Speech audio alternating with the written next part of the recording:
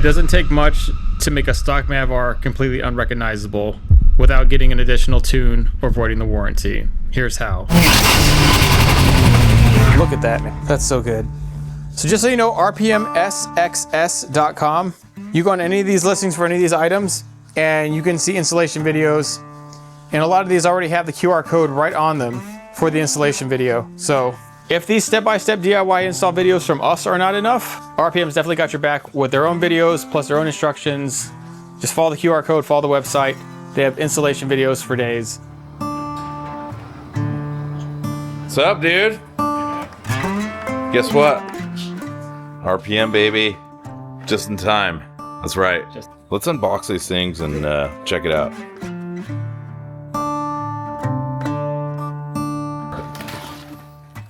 That's a big filter. That's monstrous. Yeah, and that all goes under the plenum. Yes. Oh. Okay, so this is all part of this is a catch can. This will catch all that blow off oil from your turbo. Prolongs life. I mean, when you got high performance cars now, these are all the charge tubes for your car. They're pretty self-explanatory. You can see I'm like squeezing it super hard and it's barely moving. Grab yours. They squeeze. You can squeeze them all the way together. There's no way I can't even budge that. So these are all weaved with wire.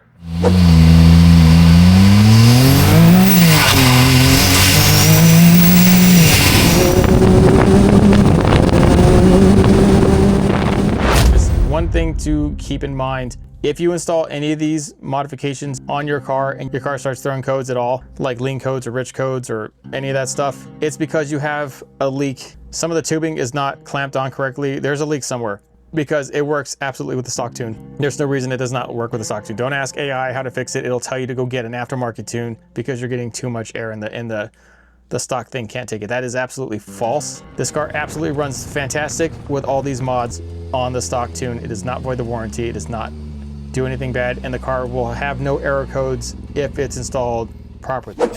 First off, you just take this housing off. I need about 2 bolts. Take these out. A 14mm takes these out. Up there will be a clamp there and a clamp behind this. Take the first clamp off. A Phillips head standard will take that off. You can pop that. You can pop the back one. You're gonna have to get from behind it on the other side back in to get the clamp off here, but it will come off.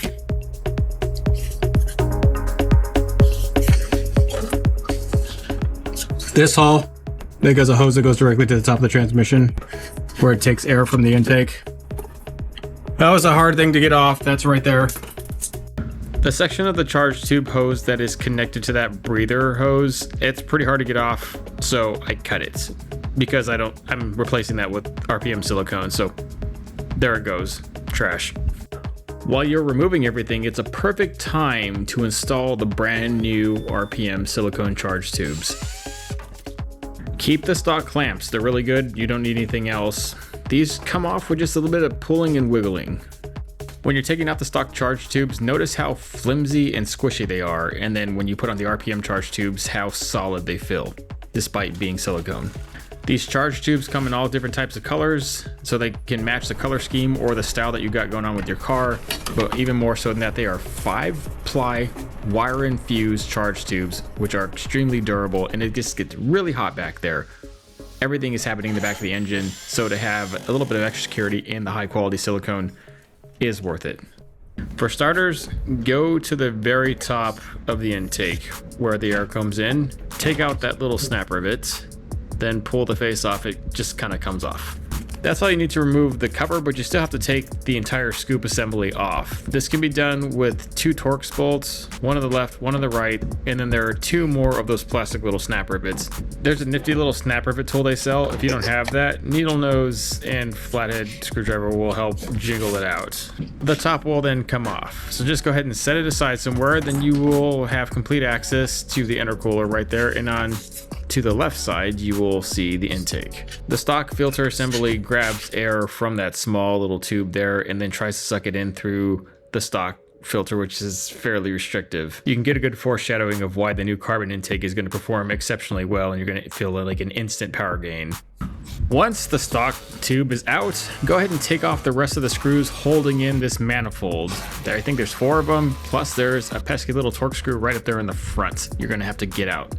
Once you pull that manifold out, you're going to immediately notice that the hole is way too small for the new tube. This actually fits perfectly inside that stock intake part where the stock tube was. It's actually got a little notch there where this actually fits in perfect. And if you notice, this is beveled, so it goes in this way, meaning it can't actually press through on accident. It stays the exact right height and depth. Puts your saw in the exact spot it needs to be, so you cut the perfect circle for the new carbon intake to go into. Just right in there. The best cold air intake is a carbon cold air intake. Why? Because not only does it allow for more airflow, but the carbon fiber is really good at dissipating heat, keeping noise down, overall providing a better flow of air down the tube until it reaches the engine. Keep in mind that if you're trying to install the 4-stage catch can here, that's a perfect time to connect the breather hose for that catch can to the intake breather tube, which would normally go into the charge tube right here. See that top hole there? That's where it would go if you don't plan on running a catch can. You would stick it back in there in the top hole and clamp it right back down.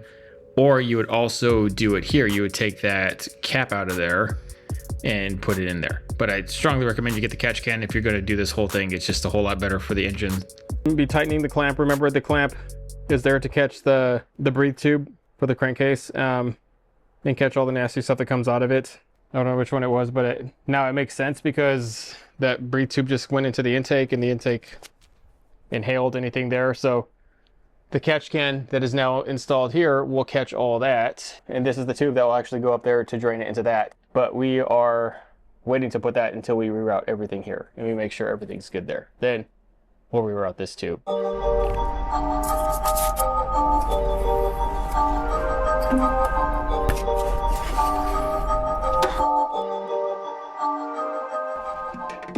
Once the hole's cut, you can put the manifold back on before you put the new intake tube down there, or you can just do it later. I chose to do it later. I didn't know which one would be easier. I don't think it matters. What matters though is that you seat that silicone tube perfectly there. The clamp should be an 1/8 inch back from the edge of the silicone at least, and straight and torque down to spec. Any leak in this will cause your car to experience immediate error codes, and it will start to go into lip mode and throttle your performance.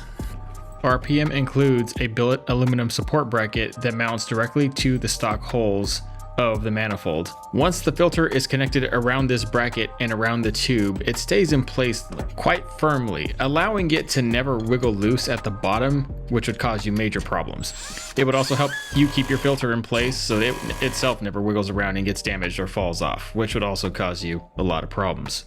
The filter is absolutely massive, and it also comes with a pre-filter screen, which is really important because that filter is just more or less exposed directly to the ram air as your car is going through. All the dust, all the debris, anything. So the more protection, the better.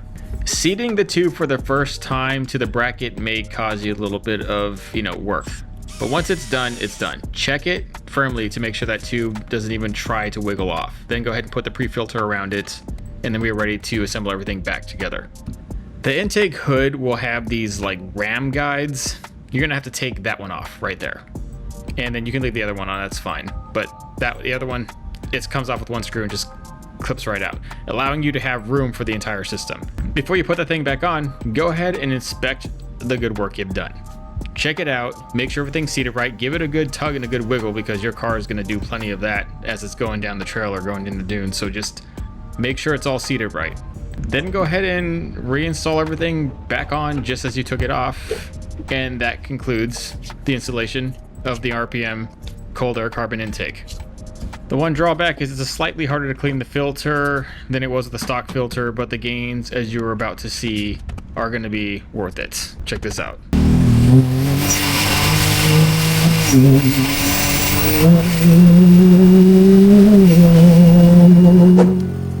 So that intake will give you a lot of better performance, but for longevity of life and just overall better care of your motor, you're going to want a catch can. When you took that stock intake tube off, run your finger through it and feel the oil coating inside the tube. That's running down this breather tube right into that hole. A lot of stock cars do that. It's just a lazy way to make your engine regurgitate its own excrement and then just try to recycle and burn it back off. But it's much easier to just trap it somewhere else where it's just completely separated from the motor altogether. The motor doesn't have to ingest that back to burn it off. And that's where you can use a catch can. RPM did have a 2-stage, now it has a 4-stage.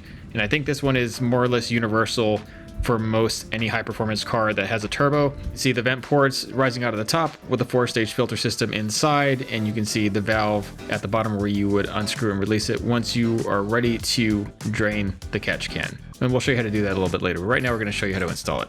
First, take this tube that's included, connect it to the stock breather hose coming out of the head, and tighten it down firmly. Now you're going to want to assemble this. It comes with blue Loctite. Enough to coat the 3 major screws you're going to have to do.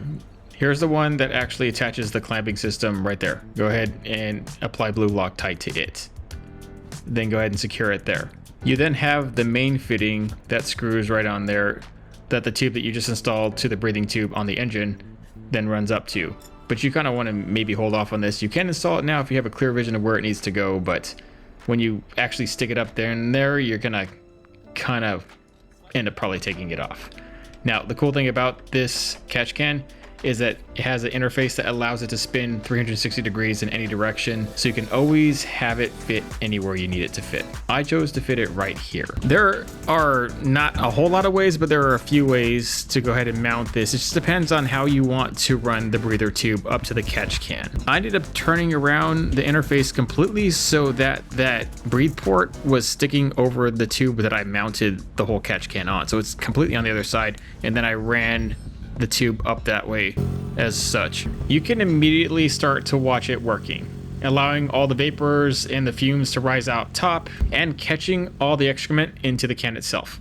Open up the valve. Oh, ew. Look at that. That is just disgusting. I don't even know what to do with this now that I got it out. I haven't really put too many miles on this. I don't know how long you'd want to go before you drained it, but I'd say every so many 100 miles. Probably can go about 1,000 miles between drains, and it'll probably fill all the way up. I mean, we save whatever this is from going back into the engine. Essentially, that's what would happen. The engine would breathe it out back into the intake, and then it would recycle it, and it would coat the plenum, coat the charge tubes, coat the intercooler. So this is really, in terms of cleaner, longer lasting, just better service life for the car. I don't know if you want that. And now for the installation of the infamous BOVE, aka blow-off valve. For the BOVE, and here are some of the cool things in here. The blow-off valve itself, lube and O-rings, barb T-fittings, bar fittings itself, different springs for tuning ability inside the valve, so to give you different pressures for when it's going to blow off. The blow-off valve will operate without these springs, so these springs are really just for tuning, and it kind of gives you what appears to be a filter, but it's actually a muffler.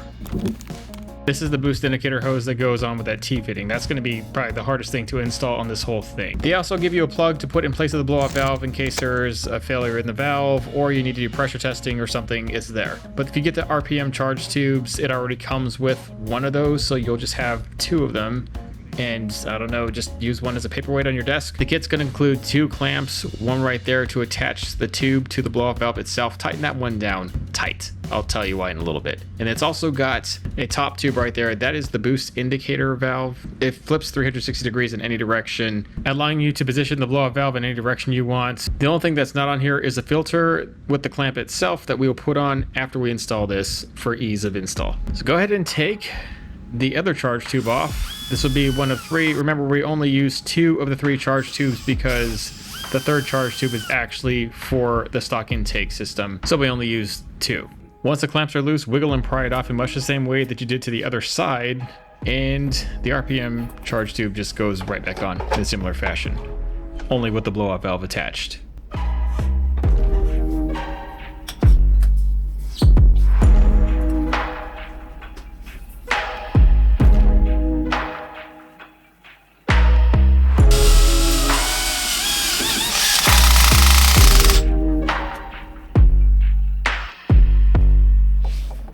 That was the easy part. This next part, well, it can be easy if you don't have a Mav R that has the California emissions package. Me living right along the California border, even though I was in Arizona, I ended up with one of these, which it makes you do a whole bunch of extra steps. All other ones, you're just going to have a straight bar fitting that this hose connects to, and you're going to take the top cap off and just stick that hose right directly to there. With this one, it already has a hose, but it's going back to some weird emission thing. You're going to take that top cap off with a single screw, pull this larger hose up, and it's going to expose the smaller hose that's already on that port. Go ahead and undo the clamp and then wiggle it off with a pair of pliers. It's on there pretty tight. Chop about an inch or an inch and a half of it off. You're going to then have to use the T-fitting. The T-fitting allows for the boost indicator hose from the blow-off valve to then integrate with the stock emissions hose from California, so they can both join off the same port, which if you have a car without the California emissions nonsense, then you just have one that bleeds directly to the port itself. Go ahead and put the stock clamp back onto the modified end and put it back on the port. You do not need to put a clamp on any of the other section. Just back to the original connection point that you started with. Go ahead and seat the tubes back under the molding the way you found them, and then go ahead and put that little stock cap back on there. Use a series of zip ties to secure the tube to the other stock stuff, that way it's not flailing around everywhere. Again, once you've got the blow-off valve, put it in the direction that you want it, which it can really be any direction you want it. Tighten down that clamp. Pay extra special attention to it. If that one is the one that leaked on me earlier and caused my engine to go into limp mode and throw a bunch of error codes. That concludes everything that we're going to install for this video. Let's go test it out and see how it works.